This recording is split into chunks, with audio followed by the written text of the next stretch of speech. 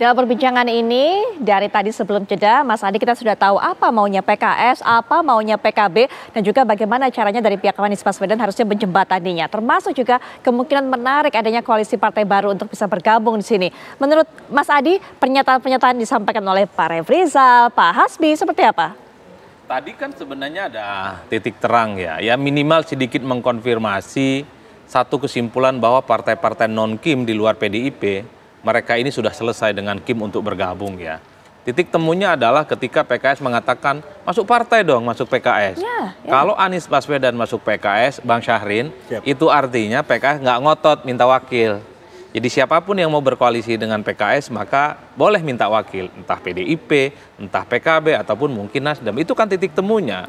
Kalau kita mendengar statement-statement sejumlah elit PKB beberapa waktu yang lalu, mereka memang sempat mengusulkan atau muncul nama, misalnya seperti Andika Perkasa. Sekalipun Andika ini ke Jawa Tengah, tapi minimal titik temunya adalah wakil Anies itu harus mampu memberikan faedah politik elektoral, nilai tambah sehingga mampu mendongkrak elektabilitas Anies untuk memenangkan pertarungan di Jakarta. Kalau ini yang terjadi, saya kira memang kotak Pandora, kesemrautan antara tiga partai yang sudah menyatakan dukungan politiknya kepada Anies ini bisa dilakukan.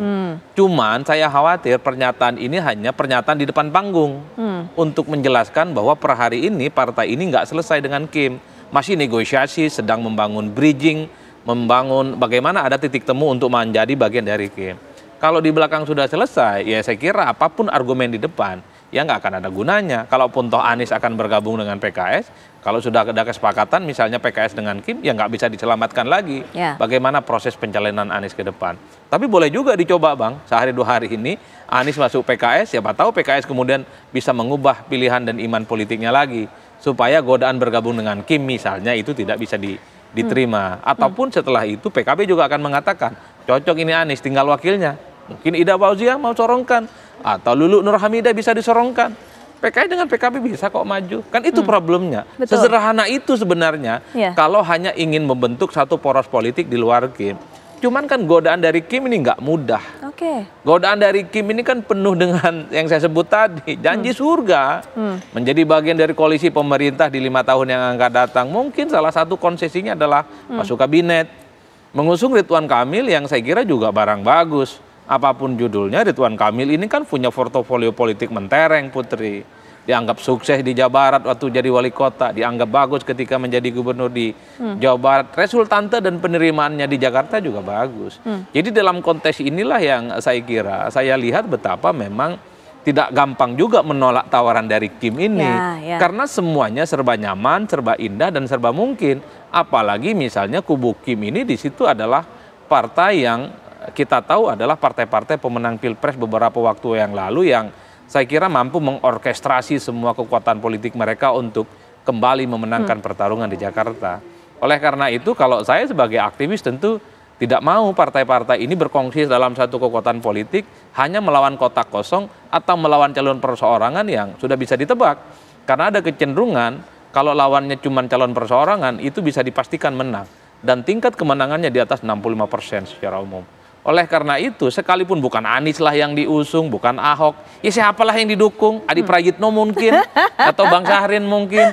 Karena memang partai politik itu adalah tempat untuk memproduksi calon pemimpin. Kan itu saja.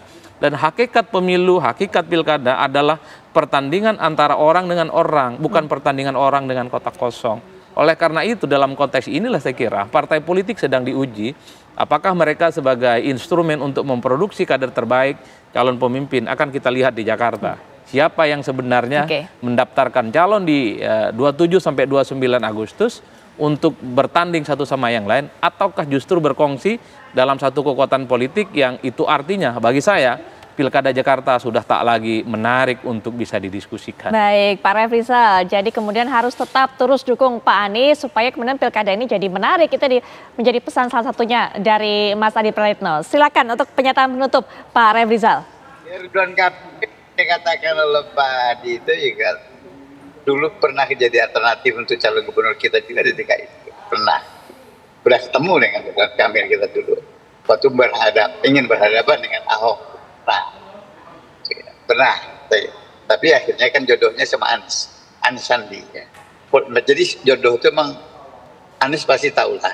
Takdir itu pasti ditentukan Allah SWT. Ikhtiar kita, takdir Allah yang dekat. Anies pasti tahu, saya kira. Jadi kita tunggu takdir sampai tanggal last minute ya. Sebelum ada terjadi akad nikahnya nanti, pendaftaran di KPU sebelum kejadian KPU berapa hari sebelumnya.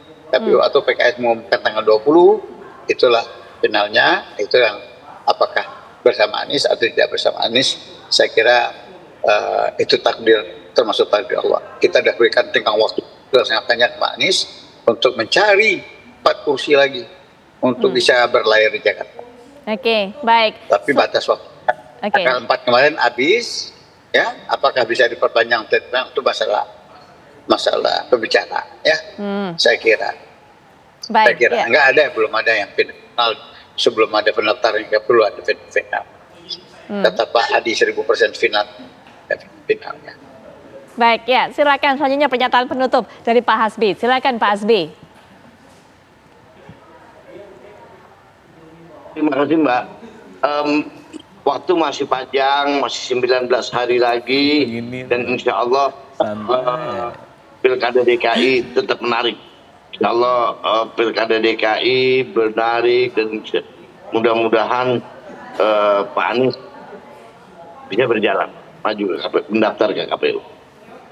Itu harapan kami. Baik, terakhir Pak Sangrin, harus ada yang dilakukan oleh Pak Anies, termasuk juga untuk bisa membuat semuanya ini bersatu. Kalau kata Mas Adi, sudah masuk PKS saja. Saya rasanya itu merupakan satu solusi yang kemudian win-win solution dan juga cukup sederhana untuk bisa mengakomodir partai-partai lainnya. Terakhir, Bang Sahrin. Baik, terima kasih. Tentunya harapan kita bahwa Jakarta dan partai politik sebagai instrumen rekrutmen kepemimpinan politik ini akan menghadirkan anak-anak bangsa terbaik untuk disuguhkan kepada publik. Nah, untuk itu tentunya terkait dengan bagaimana membangun musyawarah, kesepakatan, semua pintu tentunya terbuka untuk itu.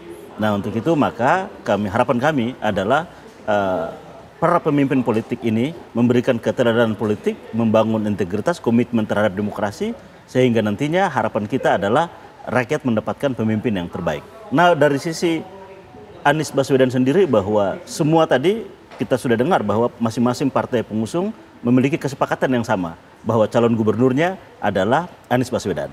Yang kedua adalah tentunya masing-masing partai politik memiliki preferensi, aspirasi yang berbeda-beda. Inilah yang menjadi PR untuk bagaimana membangun kalimatun sawanya nih. Apa kesepakatan bersama yang bisa dibangun. Dan insya Allah waktu masih cukup dan kita masih punya waktu untuk itu. Karena kami melihat bahwa pimpinan-pimpinan partai ini memiliki komitmen yang tinggi terhadap memajukan pemimpin terbaik buat warga Jakarta. Baik, kita tunggu ya Bang Sahrin. Karena kalau tadi dikatakan oleh Pak Refrizal 10 hari lagi, tapi jangan mepet 10 hari juga. Itu segera dong komunikasi, begitu ya Pak Ref. Pak Ref, terima kasih sudah meluangkan waktu di tengah perjalanannya. Pak Hasbi juga terima kasih sudah meluangkan waktu di tengah aktivitasnya. Bang Sahrin terima kasih, Mas Adi terima kasih semua sudah memberikan pandangan dalam perbincangan kita kali ini. Selamat malam, wassalamualaikum warahmatullahi wabarakatuh.